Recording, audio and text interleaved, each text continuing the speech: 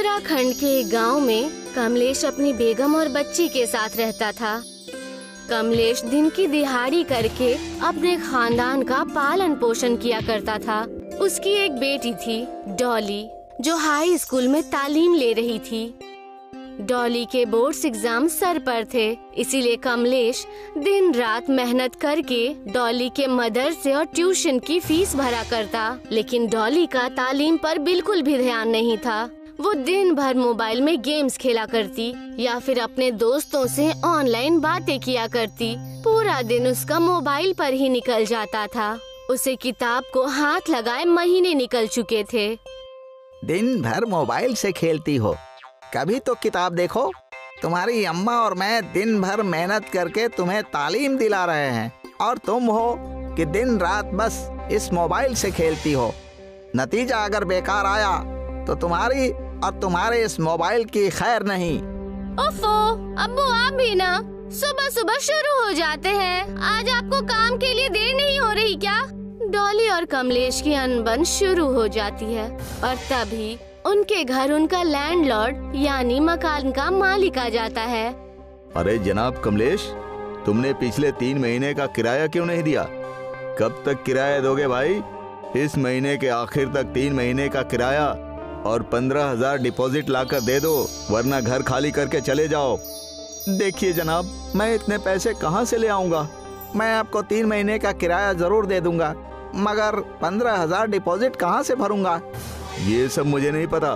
मुझे अच्छा किराएदार मिल गया है जो किराया और डिपॉजिट दोनों ज्यादा देगा। इतना कहकर मकान मालिक वहाँ से चला गया। कमलेश और उसका खानदान उदास होकर सोचने लगे, अब हम क्या करेंगे डॉली के अब्बू? हमारे पास तो और कोई जरिया भी नहीं है और ना ही कोई रिश्तेदार जिससे हम मदद ले सके। अरे मेरी समझ में तो कुछ भी नहीं आ रहा है, अंधेरा ही अंधेरा दिख रहा है।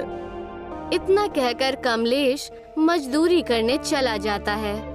कमलेश जब दिहाड़ी करने अपने स्थान पर पहुंचता है, तब वो देखता है कि दूसरे मजदूर अपना अपना सामान बांधकर वहां से जा रहे हैं। अरे क्या मालूम आज सुबह सुबह किसका मुंह देखा था, किस्मत बहुत खराब चल रही है। अरे क्या हुआ भाई साहब, सारे मजदूर कहाँ जा रहे हैं? अरे कहाँ जाएंगे? अपने अपने घर जा रहे हैं। और कहाँ? ठेकेदार ने सबको नौकरी से निकाल दिया। उस आदमी की बात सुनकर कमलेश भागता हुआ ठेकेदार के पास पहुंच जाता है। अरे ठेकेदार साहब, हम सारे मजदूर कहाँ जाएंगे? हमारे बच्चे परिवार क्या खाएंगे? अरे तो मैं क्या करूं? मैंने क्या जानबूझकर ये काम बंद किया है? जिनकी जमीन है उनका कारोबार ठीक नहीं हो रहा है, इसीलिए उन्होंने सबको काम से निकाल दिया। ठेकेदार साहब, आपके पास कोई दूसरा काम है? बराए मेहरबानी बताइए, वरना मेरा परिवार भूखों मर जाएगा। अरे यहाँ तो कुछ नहीं है, तुम्हें बाहर ही काम की तलाश करनी पड़ेगी। मुझे माफ करो भाई। कमलेश ठेकेदार की बातों को सुनकर वहाँ से चला जाता है और वो रास्ते में एक मंदिर के पास बैठकर सोचने लग जाता है, हे भगवान, मैं अपनी बीवी और बच्ची को कैसे संभालूंगा? मुझे आपकी मदद चाहिए, कुछ तो रास्ता दिखाइए भगवान, मुझे कोई रास्ता बताइए। ठीक उसी समय एक आदमी परेशान मंदिर की तरफ भागता हुआ आता है और आकर मंदिर के पीछे छिप जाता है। उस आदमी के पीछे कई गुंडे पड़े हुए थे। अरे कहाँ छुप गया? बाहर आ, आज तेरी खैर नहीं। चलो उसे दूसरी तरफ तलाशते हैं, मैंने इसी तरफ उसे भागते हुए देखा है। कमलेश ने उस आदमी को छुपता हुआ देख उससे बात करने का फैसला किया। क्या हुआ भाई, क्या चोरी करके भागे हो जो लोग तुम्हारे पीछे भाग रहे हैं? मैं कोई चोर नहीं हूँ, मेरी प्लास्टिक बनाने की एक फैक्ट्री है। हुकूमत ने उस पर रोक लगा दिया है, इसी वजह से लोग मुझे मारने के लिए मेरे पीछे पड़े हैं। उनका कहना है कि मैंने प्लास्टिक का इस्तेमाल करके आबो हवा को आलूजा किया है। आबो हवा को तो तुमने आलूजा किया ही है। जाओ, इसमें मैं भी तुम्हारी कोई मदद नहीं कर सकता।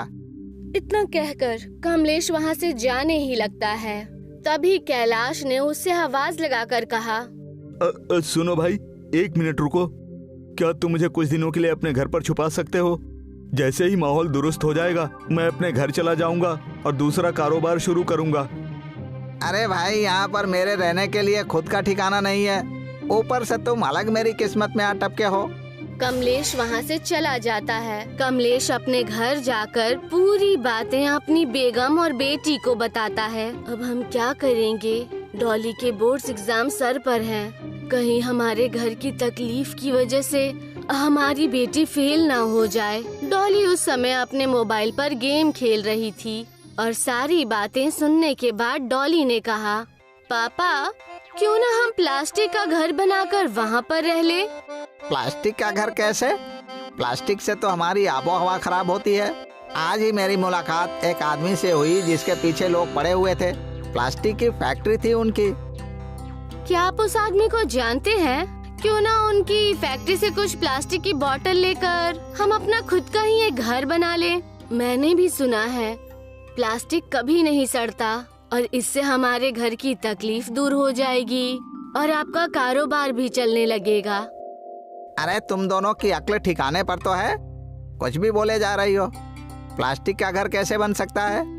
घर वालों की बातें सुनकर कमलेश रात भर प्लास्टिक के घर के बारे में सोचने लगता है और वो सुबह उठकर कुछ चिप्स और बिस्किट के पैकेट लेकर मंदिर की ओर चला गया। कैलाश भाई, आप हैं या चले गए? मैं आपके लिए कुछ वेफर्स और बिस्किट लेकर आया हूँ। मंदिर जाने के बाद उसने देखा कि कैलाश वहीं मंदिर के बागीचे की सीट पर सोया हुआ था।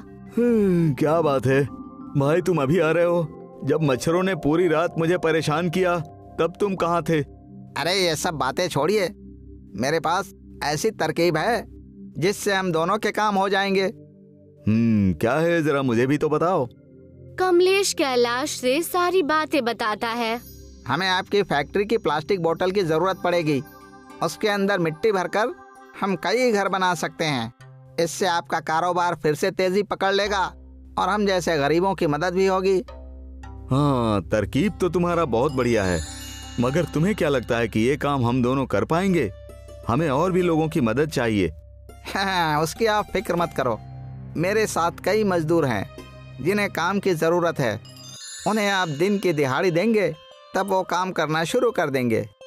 कमलेश जाकर ये सारी बात अपने साथी मजदूरों को बता देता है और सारे ही मजदूर अपना अपना प्लास्टिक का घर बनाने को तैयार हो जाते हैं। चलो भाइयों, अब हम लोग कुछ अपना और अलग करने जा रहे हैं। हमें पूरी मेहनत से काम करना होगा, तब हम सफल हो जाएंगे। अरे मगर हम अपना घर बनवाएंगे कहाँ? अरे तुम सब इसकी फिक्र मत करो, मेरी फैक्ट्री के पास ही बहुत बड़ी खाली जमीन है। तुम सब अपना अपना घर वहाँ बना सकते हो। सारे मजदूरों ने बॉटल्स के अंदर मिट्टी भर के बॉटल के ऊपर बॉटल रखना शुरू कर दिया और उनके घर बनने का काम शुरू हो गया। कुछ वक्त बीत गया और अब मजदूरों का घर बनकर तैयार हो चुका था। लेकिन उसी समय बहुत भयानक बाढ़ आ गई। अरे बहुत जोरों की बारिश हो रही है, लगता है हमारा प्लास्टिक का घर डूब जाएगा। डॉली बेटा, जरा संभल के। पूरे गांव में पानी भर गया है, कहीं हमारे घर के अंदर भी ना आ जाए। प्लास्टिक के मजबूत होने की वजह से पानी घर में नहीं आ सका। देर बाद बारिश रुक जाती है। हमारा घर बच गया, हुर्रे! सारे मजदूर और उनके खानदान मिलकर जश्न मनाने लगते हैं। तभी डॉली वहाँ पर आकर कहती है, अब्बू देखिए, मेरा आज का रिजल्ट आ गया और मैं फर्स्ट आई हूँ। कमलेश और उसका खानदान ये सुनकर बेहद खुश हो जाते हैं और जश्न मनाने लगते हैं।